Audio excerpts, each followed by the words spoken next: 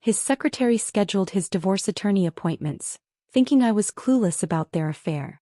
She'd giggle when I called, knowing he was planning to leave me penniless. Everyone at his office knew the plan except stupid me, or so they believed. The day the divorce was finalized, I revealed what I'd really been planning all along. The first crack appeared on a Tuesday morning in March when I found Tyler's phone buzzing against the marble countertop at 5:47 a.m.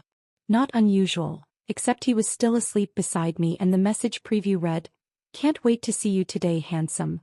My fingers hovered over the screen. In 23 years of marriage, I'd never once invaded his privacy.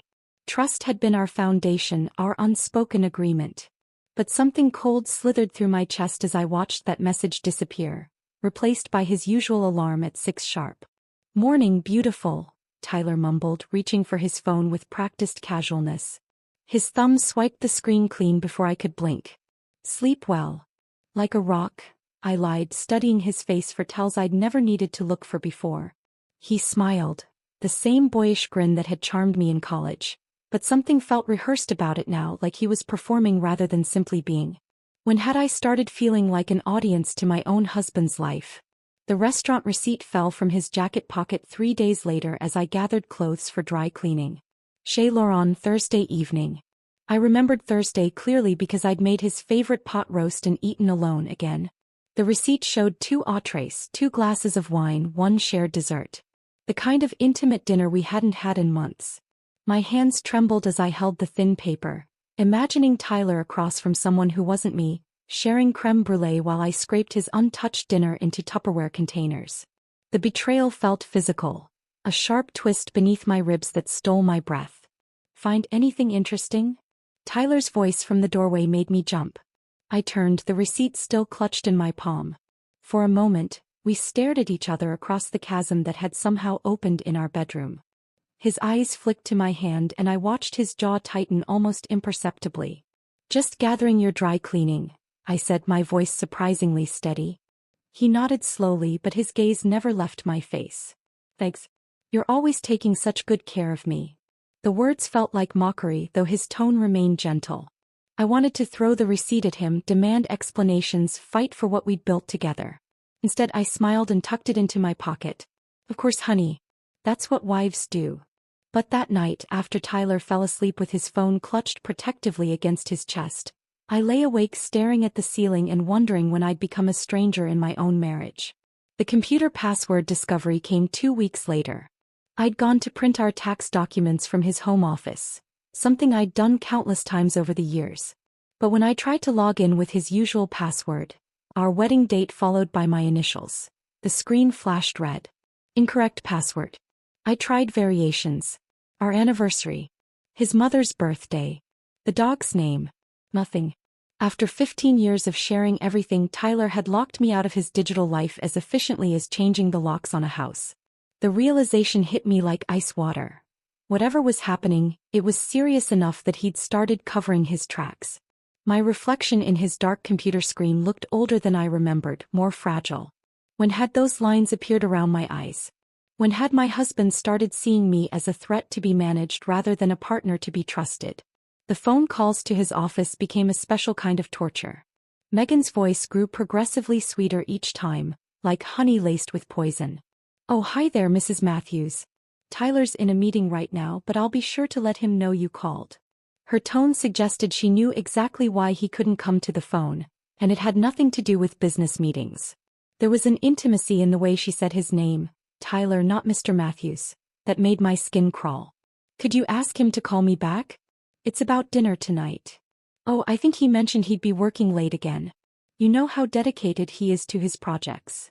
The barely concealed laughter in her voice made me want to reach through the phone and shake her. Instead, I thanked her politely and hung up, feeling more foolish each time. The office Christmas party crystallized everything I'd been trying not to see.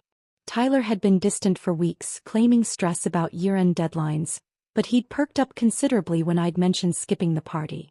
"You should go," I'd insisted, not wanting to be the wife who kept her husband from office social events. "I'll stay home with a good book."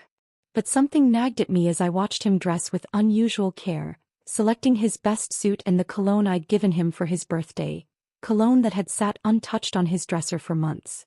I changed my mind an hour after he left, arriving at the downtown hotel just as dinner was being served. Tyler's back was to me as I entered the ballroom, but I spotted him immediately at a corner table. What I saw next felt like a physical blow. Megan sat beside him, not across from him as a professional colleague might, but close enough that their shoulders touched. She wore a delicate gold necklace that caught the light as she laughed at something he whispered in her ear. My breath caught in my throat. That necklace. I'd admired it 6 months ago in the jewelry store window during our last anniversary shopping trip. It's beautiful, I'd said, tracing the display glass with my finger. Tyler had glanced at the price tag and shaken his head. $3,000 for a necklace? That's a bit excessive, don't you think? I'd agreed, of course. I always agreed. But seeing it now, draped around another woman's neck while she basked in my husband's attention, the practicality felt less like wisdom and more like dismissal. I slipped out before Tyler noticed me, my face burning with humiliation. How many people at that party knew what I was only beginning to understand? How many pitying glances had I missed over the months? How long had I been the oblivious wife, the last to know her own story? The breaking point came on a rain-soaked Thursday in April. I'd returned early from my book club, cancelled due to the weather, and heard Tyler's voice from his home office. The door was slightly ajar and something in his tone made me pause in the hallway. I know, sweetheart. Just a few more months and this will all be behind us. My blood turned to ice. Tyler had never called me sweetheart. It was too saccharine for his taste, he'd always said. Honey, beautiful, love. Those were his endearments for me. Sweetheart belonged to someone else. The lawyer says we can expedite everything once I file. She won't see it coming, she's too trusting for her own good. Each word hit like a physical blow. I pressed my back against the hallway wall, afraid my legs might give out. They weren't just having an affair. They were planning my destruction. By Christmas we'll be free to do whatever we want. I promise you won't have to sneak around much longer. The casual cruelty in his voice, discussing my future like a business transaction, ignited something I didn't know existed inside me. The hurt remained sharp and constant, but it was joined by something harder, colder. Something that whispered, if they want to play games, I'll show them how it's really done. I backed away from the door silently, my mind already racing. Tyler thought he was dealing with the same trusting woman who'd never questioned a late night or challenged a suspicious receipt. But that woman had just died in the hallway of her own home, replaced by someone who understood that love without wisdom was just another word for victim. Let them think I was clueless. Let them believe their secret was safe. They'd taught me that marriage could be a performance, and I was about to give the performance of my life. The game was just beginning and they had no idea they'd already lost. The transformation didn't happen overnight. For 3 days after overhearing Tyler's phone call, I moved through our house like a ghost, smiling when he looked my way, nodding at his lies about late meetings. But inside, something sharp and calculating had awakened. Something that studied his patterns with forensic precision. That's when I remembered Josh Reynolds. Tyler's business partner had always been peripheral to our social circle, present at company functions but never lingering for small talk. He was the numbers guy, Tyler often said dismissively, as if mathematical precision was somehow less valuable than Tyler's flashy deal-making. But I'd noticed things about Josh that Tyler had missed. The way he listened before speaking. How his eyes tracked inconsistencies in presentations. The quiet intelligence that didn't need to announce itself. More importantly, I'd heard through the professional grapevine that Josh's wife had left him 6 months ago. Another casualty of infidelity, according to the whispered conversations at charity luncheons. If anyone would understand the particular sting of betrayal, it would be him. I spent 2 weeks studying Josh's routine with the methodical patience of a hunter. His gym was downtown, 3 blocks from the coffee shop where Tyler sometimes held client meetings. The same coffee shop where Josh appeared every Tuesday and Thursday at precisely 7:15 a.m., ordering black coffee and sitting by the window with his tablet.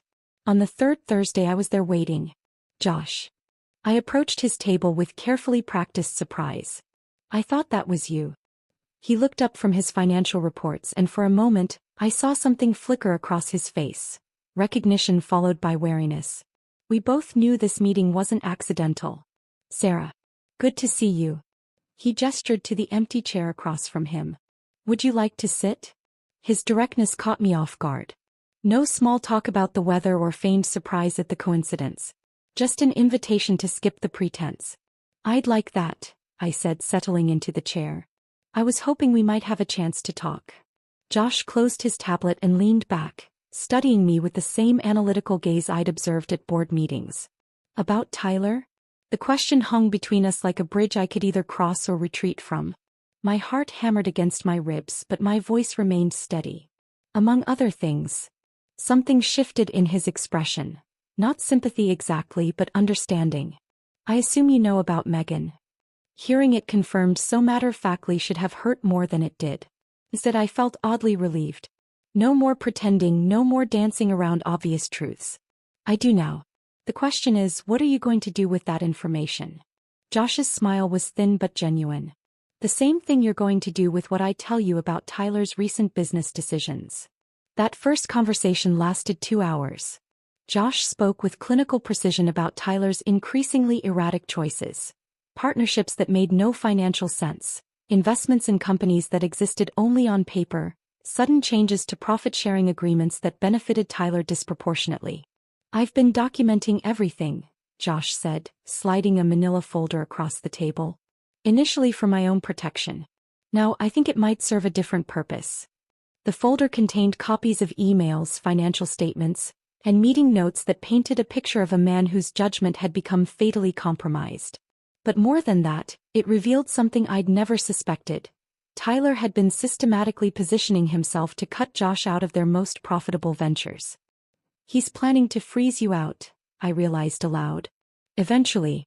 But first he needs to minimize his assets for the divorce proceedings. Hard to claim poverty while holding majority stakes in 3 successful companies. The casual way Josh dissected Tyler's strategy impressed me. No emotion, no wounded pride.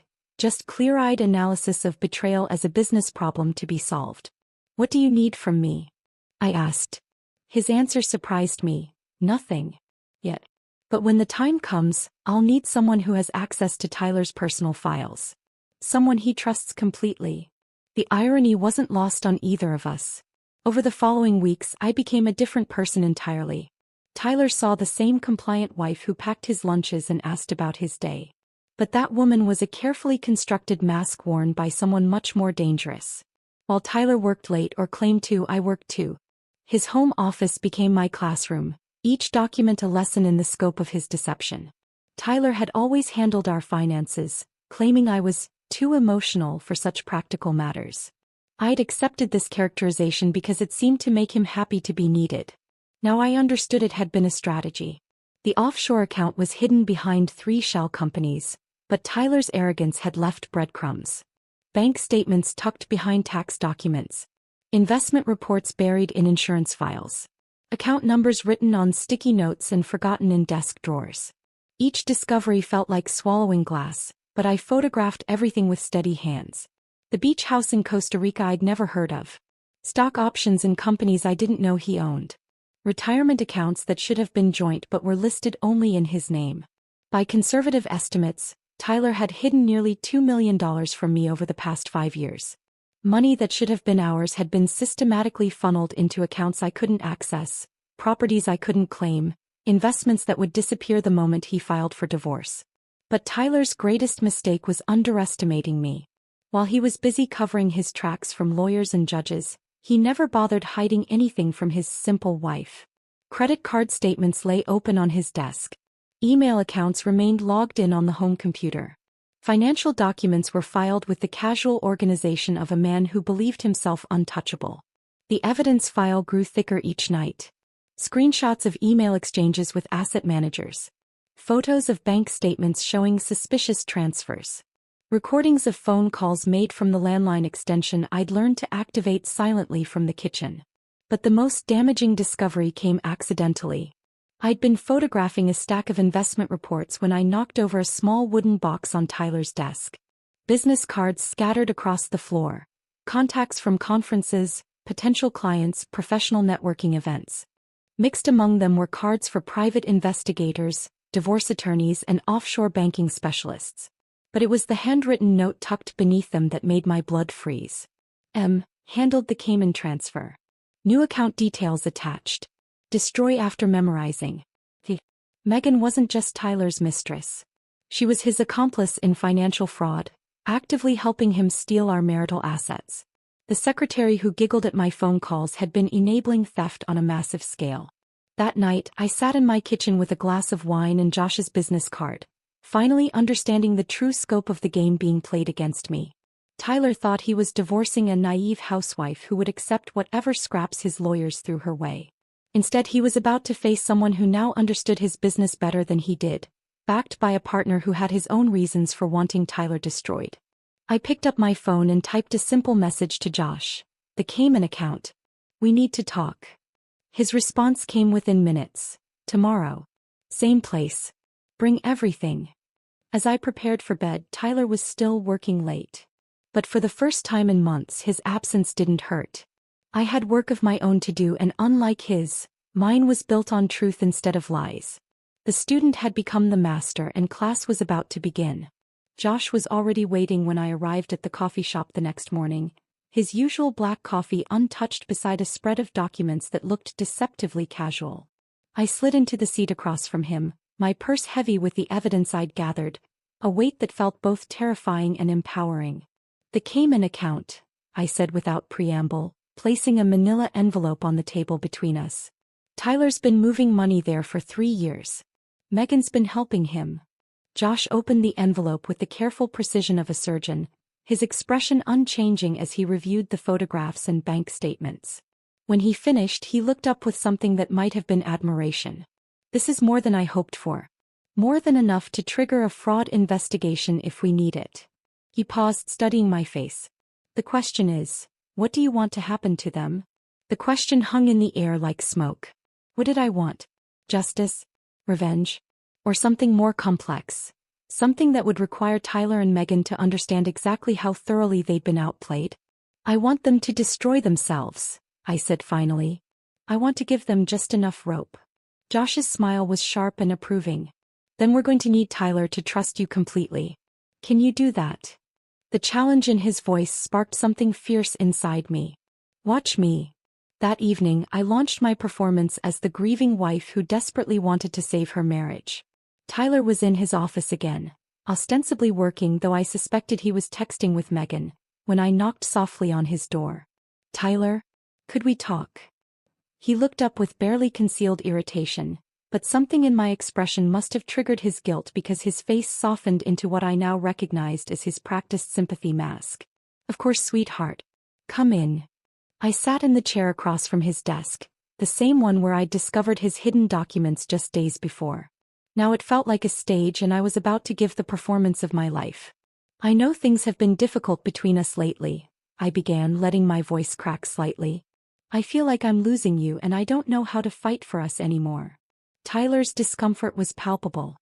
He shifted in his chair, his fingers drumming against his desk in a rhythm I recognized as nervous energy. Good. Let him squirm. Sarah, He cleared his throat, reaching for words that wouldn't come easily. I've been under a lot of pressure at work. It's not about you. The lie rolled off his tongue so smoothly that I almost marveled at his skill. How many times had he practiced these deflections? Maybe we could try counseling? I suggested, allowing tears to well in my eyes. Or we could take that vacation we've been talking about. Remember how we used to talk about Tuscany? Tyler's face went through a series of micro-expressions: panic, calculation, false hope. He was probably thinking about how a vacation would interfere with his timeline for leaving me penniless. That sounds wonderful, he said finally, his voice thick with manufactured emotion. Let me see what I can clear from my schedule. I reached across the desk and took his hand, feeling the gold wedding band that had once symbolized forever. Now it felt like evidence of a crime in progress. I love you so much, Tyler. I know we can work through this. His squeeze in return felt like a handshake with a stranger. Over the following weeks, my relationship with Josh deepened into something that surprised us both. What had started as mutual benefit, two betrayed spouses plotting revenge, evolved into genuine partnership. Our morning coffee meetings became strategy sessions, then extended conversations that ranged far beyond our shared mission. Josh possessed a quiet integrity that felt foreign after years of Tyler's flashy manipulation. Where Tyler performed honesty, Josh simply lived it. Where Tyler made grand gestures, Josh offered steady reliability. "You realize this could get complicated," Josh said one Thursday morning, his hand briefly covering mine across the table. The touch was electric and we both felt it. "Everything's already complicated," I replied, not pulling away. "The question is whether we can stay focused until this is finished." "And after it's finished?" The weight of possibility hung between us, but I forced myself to step back. Tyler and Megan thought they could have their cake and eat it too, an affair and financial security. I wouldn't make the same mistake. "After it's finished, we'll see who we are when we're not defined by what was done to us." Josh nodded, understanding the wisdom and patience. But the attraction remained, simmering beneath our professional collaboration like an ember waiting for the right moment to ignite. Meanwhile, Josh's concerns about Tyler's business judgment provided perfect cover for our investigation. Board meetings became intelligence-gathering sessions where Josh questioned Tyler's decisions with increasing boldness. "The Morrison deal doesn't make sense," Josh said during one particularly tense meeting, his voice carrying just the right note of professional skepticism. "The numbers don't add up and the timeline seems artificially rushed." Tyler's defensive response, a rambling justification that revealed more than it explained, told us everything we needed to know. He was making increasingly desperate moves to position assets before filing for divorce, and his judgment was compromised by the pressure of maintaining two deceptions simultaneously. But our most effective weapon turned out to be Tyler's own arrogance combined with Megan's eagerness to prove her usefulness. I began leaving careful breadcrumbs for Megan to find, conversations Tyler could overhear, documents left strategically visible, phone calls timed for maximum impact. The first test came when I staged a phone conversation with my sister while Tyler was in the kitchen, speaking just loud enough for him to hear. "I'm so worried about him, Linda. He's been working such long hours and I found some business documents that looked concerning. Something about offshore accounts. I don't understand finance, but the numbers seemed huge." I watched Tyler freeze in the doorway, his coffee mug suspended halfway to his lips.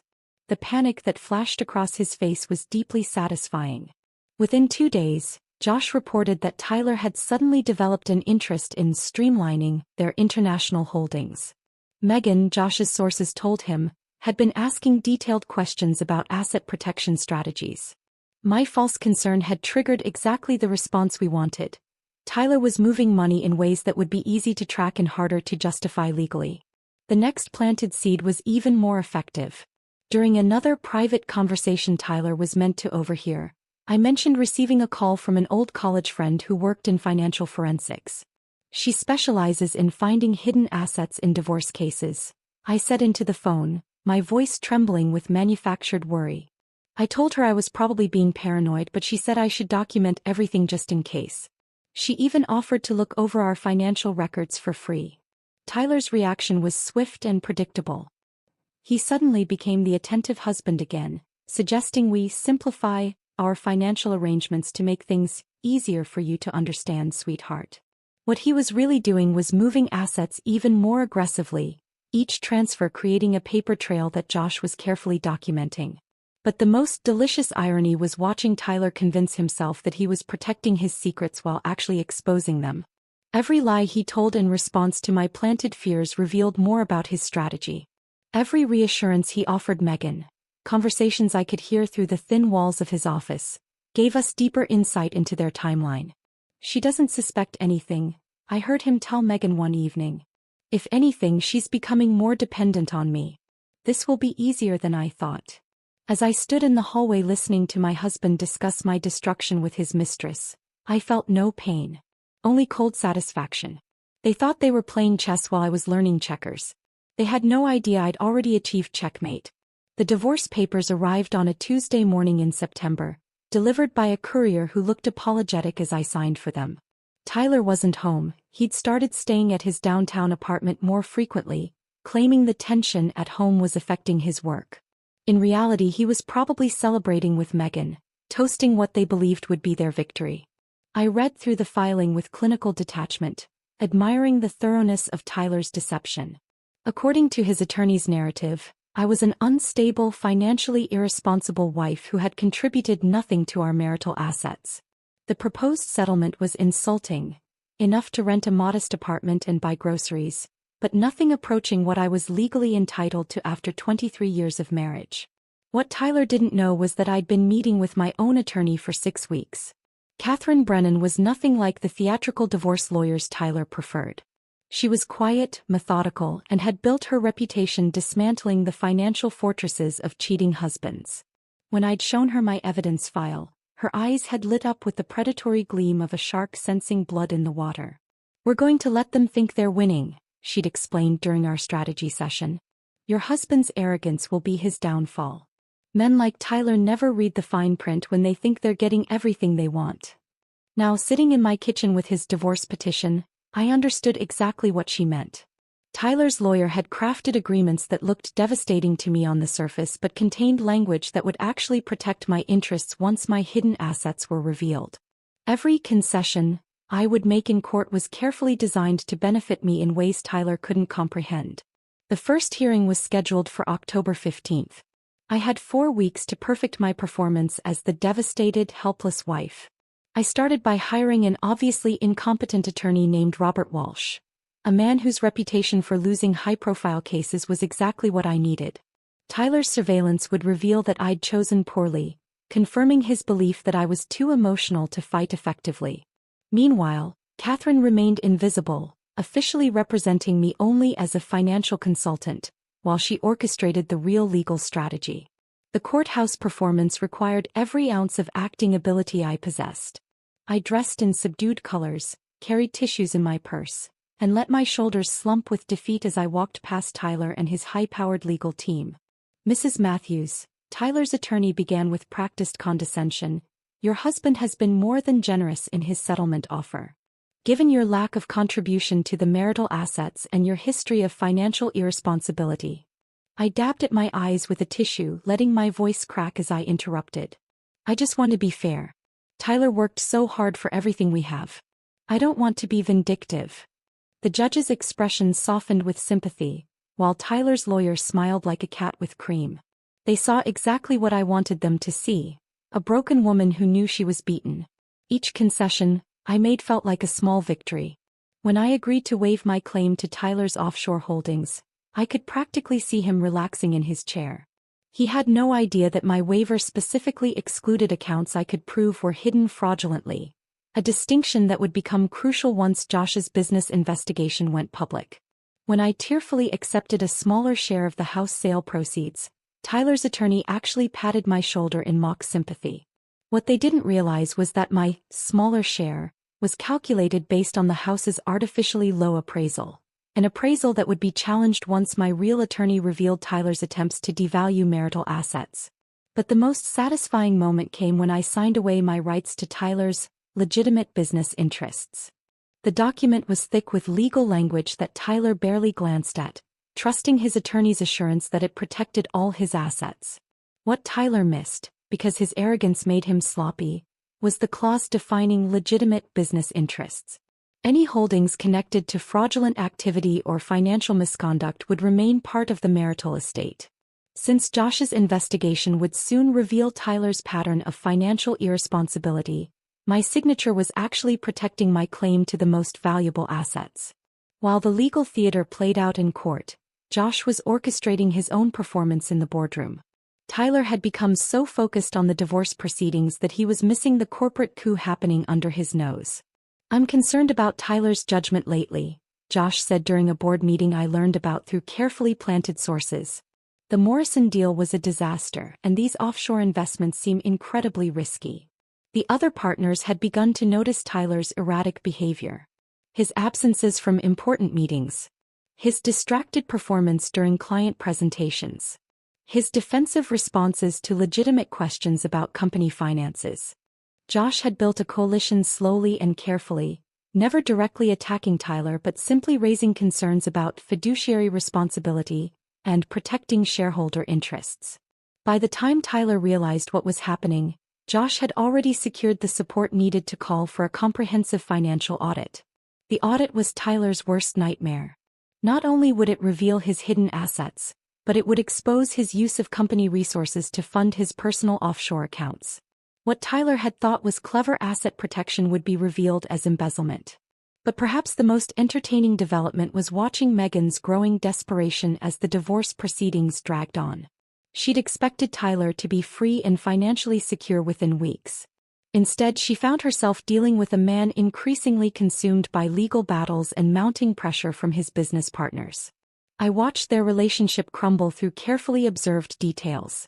Tyler's increasing irritability when she called. The way he'd silence her when she brought up their future plans. The tension in his shoulders when she appeared at the office. Megan, for her part, became increasingly demanding. She'd built her fantasy around becoming the second Mrs. Tyler Matthews, complete with the lifestyle she'd observed from the outside. The reality of dating a man facing potential financial ruin was less appealing than she'd anticipated. Her work performance suffered as her anxiety increased. I heard through mutual acquaintances that she'd been making mistakes, missing important calls, scheduling conflicts, even showing up late to meetings. The competent secretary who'd once been Tyler's secret weapon was becoming a liability. The breaking point came when Megan made the tactical error of confronting Tyler during a particularly stressful week. I wasn't there to witness it, but Josh's sources in the office reported the shouting match that erupted in Tyler's conference room. "When is this going to be over?" Megan had demanded, her voice carrying through the supposedly soundproof walls. "You promised me we'd be together by Christmas. Now you're saying it could take months longer." Tyler's response was cutting and brutal. "Maybe you should focus on your job instead of our personal life. I have bigger problems to deal with right now." The aftermath was swift and predictable. Megan's confidence, already shaken by weeks of uncertainty, finally cracked completely. She began making increasingly desperate attempts to secure Tyler's attention, each one pushing him further away.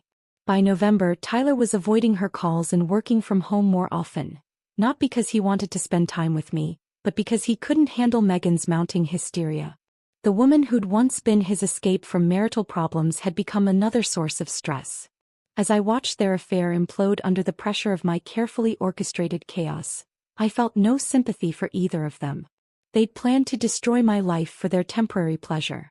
Now they were destroying each other and I had front row seats to the show. The irony was perfect.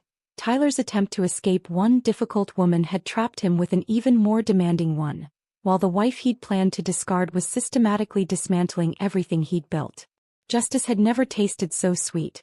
The judge's gavel fell at 3:47 p.m. on a gray December afternoon, making our divorce official with the kind of bureaucratic finality that reduced 23 years of marriage to a stack of signed documents. Tyler sat beside his attorney, shoulders relaxed for the first time in months, practically radiating satisfaction as he believed he'd successfully orchestrated the theft of our shared life. I maintained my performance until the very end, dabbing at my eyes as the judge explained my generous settlement. Tyler even had the audacity to reach over and squeeze my hand in what observers would interpret as comfort but felt more like a victory lap. "I'm sorry it had to end this way, Sarah," he murmured as we gathered our paperwork, his voice pitched for the judge's ears. "I hope you'll be able to move on and find happiness." The practiced sincerity in his tone might have fooled anyone who didn't know him as well as I did. But I heard the barely contained triumph underneath, the relief of a man who thought he'd pulled off the perfect crime. "Thank you for being so understanding through all of this," I replied, my voice appropriately fragile. "I know this was hard on you too." Tyler's attorney, clearly pleased with the outcome, shook my incompetent lawyer's hand with something approaching pity. "Your client was very reasonable, Robert. This could have been much more contentious." As I walked out of that courthouse, divorce decree in hand, I felt an unexpected hollowness. Not for Tyler. That man had died for me months ago. But for the woman I'd been when I'd first walked up those same courthouse steps to get married in 1998. She'd believed in forever. She'd trusted completely. She'd never imagined that love could be weaponized. That woman was gone, and while I didn't mourn her exactly, I acknowledged her passing with something that wasn't quite grief but wasn't quite relief either. Tyler drove away in his BMW, probably heading straight to Megan's apartment to celebrate. I sat in my car for a long moment, watching the courthouse empty as other people's dramas played out in scheduled intervals. Then I pulled out my phone and sent a single text to Josh. "Phase 1 complete." His response came immediately. "Emergency board meeting called for tomorrow morning. Time to finish this." Tyler spent that evening in what I can only assume was celebratory bliss. Through our still-shared Netflix account, I could see he was watching comedy specials until well past midnight. The man who'd just legally stolen from his wife was apparently in a mood to laugh. I spent the evening reviewing documents with Catherine, my real attorney, ensuring every detail was perfect for what would come next. We'd built our trap with precision and now it was time to watch it snap shut. The call came at 6:23 a.m. Sarah. Tyler's voice was sharp with panic, cutting through the early morning quiet. Did you know about this board meeting? I let confusion color my voice, still playing the role of the ex-wife who understood nothing about business. What board meeting? Josh called an emergency session. Something about financial irregularities. I don't understand why he'd. Tyler's voice cut off abruptly, and I could practically hear the wheels turning in his head. I'm sure it's just routine business stuff, I said with practiced innocence. You always said I wouldn't understand these things. The silence stretched long enough that I wondered if he'd hung up. When he spoke again, his voice carried a note I'd never heard before, genuine fear. Sarah, if anyone asks you about our finances, about offshore accounts or anything like that. Tyler, you're scaring me. What's wrong? But he'd already disconnected. The emergency board meeting convened at 9 a.m. in the glass-walled conference room that had hosted so many of Tyler's triumphs. This time he walked in to find Josh seated at the head of the table, Tyler's usual position, with a stack of documents that represented months of careful investigation. Gentlemen, Josh began without preamble, we have a serious problem. Tyler took his seat with the careful composure of a man trying not to show fear, but I'd learned to read his tells over the years. The way he adjusted his tie twice. The slight tremor in his hands as he reached for his coffee. He knew something was catastrophically wrong. Over the past several months, I've been documenting concerning patterns in our company's financial management, Josh continued, his voice carrying the weight of absolute authority. What I've discovered amounts to a systematic diversion of company resources for personal gain. The presentation that followed was masterful. Josh laid out Tyler's offshore accounts, his use of company funds for personal investments, his manipulation of profit-sharing agreements. But the most damaging evidence came from an unexpected source, Megan's own digital trail. These emails, sent from Tyler's secretary's company account, detail the movement of funds to accounts outside our normal business operations, Josh explained, projecting Megan's messages onto the wall screen. Ms. Patterson appears to have been instrumental in facilitating these transactions. Tyler's face went white as he read Megan's helpful messages about handling the Cayman transfer and updating the new account information. Every communication she'd thought was helping him had actually been creating evidence of their conspiracy. This is ridiculous, Tyler said, but his voice lacked conviction. These accounts are perfectly legitimate business investments. Investments that coincidentally increased dramatically during your divorce proceedings? Josh's question hung in the air like a blade. Investments that your ex-wife waived all claims to in court yesterday? The room fell silent as the other board members processed the implications. Tyler hadn't just stolen from the company, he'd orchestrated his divorce to benefit from the theft. The vote was swift and unanimous. Tyler was removed as CEO effective immediately, pending a full forensic audit and potential criminal investigation. Security would escort him from the building within the hour. As Tyler gathered his personal belongings under the watchful eyes of security guards, his phone rang constantly. Megan, no doubt, wondering why her calls to his office were being redirected. She would learn soon enough that she was unemployed too. The professional network in their industry was surprisingly small and remarkably efficient at spreading news. By lunchtime, word of Tyler's dramatic fall had reached every major firm in the city. By evening, the details of Megan's role in facilitating financial fraud were common knowledge among the executive assistants and office managers who formed the backbone of the business community. Megan's attempts to find new employment were met with polite rejections and sudden interview cancellations. Her resume, once impressive, was now toxic. Companies couldn't afford to hire someone whose loyalty could be purchased, whose ethics were so obviously compromised. The woman who had giggled at my phone calls, who had worn my dream necklace to my husband's office Christmas party, who had helped steal my future, now found herself unemployable in the only industry she knew. Within 2 weeks, Megan had quietly left the city, her social media accounts deleted, her professional connections severed. The rising star who had thought she was trading up from secretary to trophy wife had instead become a cautionary tale whispered in break rooms and boardrooms across the business district. As for Tyler, he learned that afternoon that his generous divorce settlement had been based on fraudulent financial disclosure. My waiver of offshore assets applied only to legitimate holdings, not stolen funds. My acceptance of reduced property claims was contingent on honest asset valuation, not the artificially deflated appraisals he'd arranged. Every concession I'd tearfully made in court contained language that protected me once his crimes were exposed. The man who thought he'd played me for a fool had actually signed agreements that would leave him with almost nothing once the legal dust settled. That evening, I sat in my kitchen with a glass of wine, watching the sunset through windows that would soon belong entirely to me. Tyler's desperate voicemails filled my phone. Pleas for understanding, promises of explanation, threats disguised as warnings. I deleted them all without listening to the end. Justice, I'd learned, wasn't always swift. But when it finally arrived, it was absolutely perfect. 3 months after the board meeting that ended Tyler's career, I was in my garden when the doorbell rang. I'd been planting herbs in the raised beds I'd built where Tyler's golf putting green used to be, basil and thyme and rosemary that would actually serve a purpose beyond his weekend ego maintenance. Through the front window, I saw a figure holding what looked like flowers, and for a moment my heart skipped with an irrational fear that he'd finally snapped completely. But when I opened the door, the man standing on my porch looked nothing like the confident predator who'd planned my destruction. Tyler appeared smaller somehow, his shoulders curved inward as if he were protecting himself from invisible blows. His expensive suit hung loose on a frame that had lost weight, and his eyes carried the hollow look of someone who'd discovered that consequences were real. "Hello, Sarah." His voice was tentative, nothing like the commanding tone I'd lived with for over 2 decades. "Tyler." I kept my hand on the door, ready to close it if necessary. "What are you doing here?" He held out the flowers, grocery store roses wrapped in cellophane, not the elaborate arrangements he used to send to impress other people with his generosity. "I was hoping we could talk.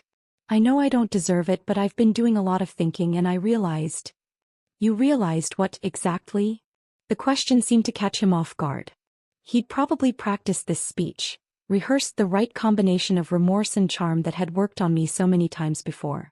But something in my tone told him this wouldn't be like those other times. "I made mistakes," he said, the words sounding like they'd been memorized from a self-help book. "Terrible mistakes. I lost sight of what was really important, and I hurt the one person who'd always been there for me." I watched him deliver his lines with the same detached interest I might feel observing a documentary about extinct species. There was something almost pitiable about his performance. This desperate attempt to resurrect a relationship he'd murdered himself. "I know I have no right to ask," he continued, "but I was hoping we could try again. Start over. I've learned so much about myself these past few months, and I think we could have something even better than what we had before." The audacity was breathtaking. This man who'd systematically stolen from me, who'd planned to leave me penniless while he started a new life with his secretary, was now suggesting we could rebuild on the ashes of his betrayal. "Come in," I said finally, stepping aside. Tyler's face lit up with hope so genuine it was almost heartbreaking. He'd mistaken my invitation for forgiveness, not understanding that I simply wanted privacy for what came next. I led him to the living room, the same room where we'd hosted dinner parties and watched movies and argued about thermostat settings. Now it felt like a stage set for the final act of a very long play. "Can I get you something to drink?" I asked, playing the hostess role one last time. "Coffee would be great. Just like you used to make it." I returned from the kitchen with 2 cups and a manila folder I'd been keeping in my desk drawer for exactly this moment. Tyler was studying our wedding photo on the mantel, his expression soft with what looked like genuine nostalgia. "I've missed this place," he said as I handed him his coffee. "I've missed us." "Have you?" I settled into my chair, the folder balanced on my lap. "Tell me, Tyler, what exactly do you miss about us?" He launched into another rehearsed monologue about partnership and trust and shared dreams. I let him talk, watching his hands gesture with practiced sincerity, noting how he avoided eye contact when he claimed to have never stopped loving me. When he finished, I opened the folder. "That's interesting," I said, pulling out the first photograph. "Because according to this email you sent to Megan in September, You were planning to finally be free of that burden by Christmas. Tyler's coffee cup froze halfway to his lips as he stared at the screenshot of his own words. And this bank statement, I continued, laying out the next piece of evidence, shows you moved $200,000 to your Cayman account the day after I asked about taking that vacation to Tuscany. Each document hit him like a physical blow. The phone recordings, the financial transfers, the business emails where he'd referred to me as the problem that needs solving. You see, Tyler, I know exactly what you missed about us. You missed having someone too trusting to question your lies. You missed having a convenient cover for your financial crimes. You missed having someone to blame when your house of cards finally collapsed. His face had gone pale, but I wasn't finished. You thought I was too stupid to see through your affair with Megan. Too emotional to understand business. Too dependent to survive without you. I leaned forward, my voice steady and cold. I was just smart enough to let you believe it. The moment of recognition in his eyes was everything I'd hoped for. The dawning understanding that every conversation, every argument, every tearful plea for our marriage had been performance. That while he'd been playing chess, I'd been playing a completely different game. How long? He whispered. How long did I know? Since March. How long did I plan this? Since the day I heard you promise Megan you'd leave me penniless. Tyler set down his coffee with shaking hands. Sarah, I never meant. You never meant to get caught. There's a difference. He tried several more times to explain, to justify, to somehow rewrite history into something more palatable. But every word only demonstrated how completely he still misunderstood what had happened between us. When he finally left, his shoulders were even more curved than when he'd arrived. The flowers lay forgotten on my coffee table, already wilting in their plastic wrapping. That evening Josh called. How did it go? He asked.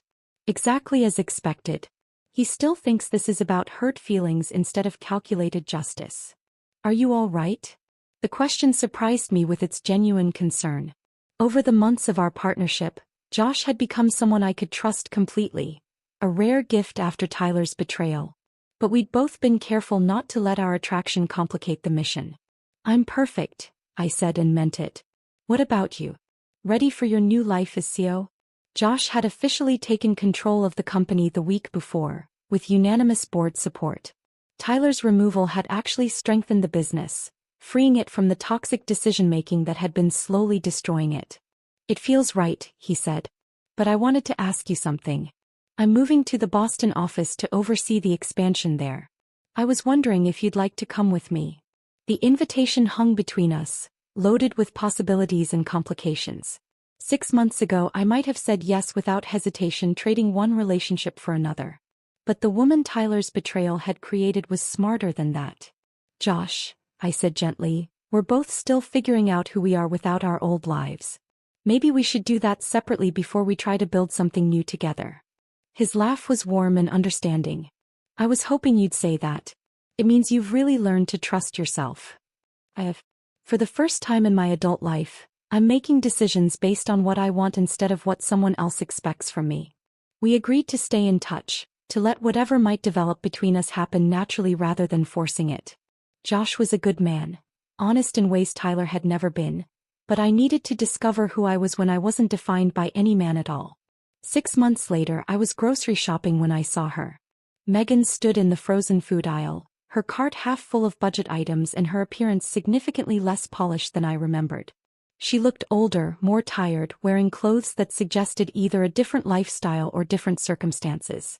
Our eyes met for a moment across the freezer cases. I waited for anger, satisfaction, some emotional response to seeing the woman who'd helped orchestrate my betrayal. Instead, I felt only mild curiosity about how her story had unfolded. She looked away first, pushing her cart quickly toward the checkout lanes. I continued my shopping, picking out ingredients for the dinner party I was hosting that weekend, a gathering of new friends I'd made through pottery classes and volunteer work. Tyler's final text had come 2 weeks before the grocery store encounter. I never meant to hurt you. I hope you can forgive me someday. I'd read it, felt nothing, and deleted it without responding. Not because I was angry, but because Tyler had become irrelevant to my life in the most complete way possible. I simply didn't think about him anymore. The woman who'd once measured her worth by her husband's approval had evolved into someone who trusted her own judgment completely. The future stretched ahead like an open road, and for the first time in decades, I was the only one deciding which direction to drive. If this story of sweet revenge had you on the edge of your seat, hit that like button right now. My favorite part was when Sarah revealed that evidence folder to Tyler, watching him realize every move he made was anticipated and countered. What was your favorite moment? Drop it in the comments below. Don't miss more thrilling stories like this. Subscribe and hit that notification bell so you never miss an upload.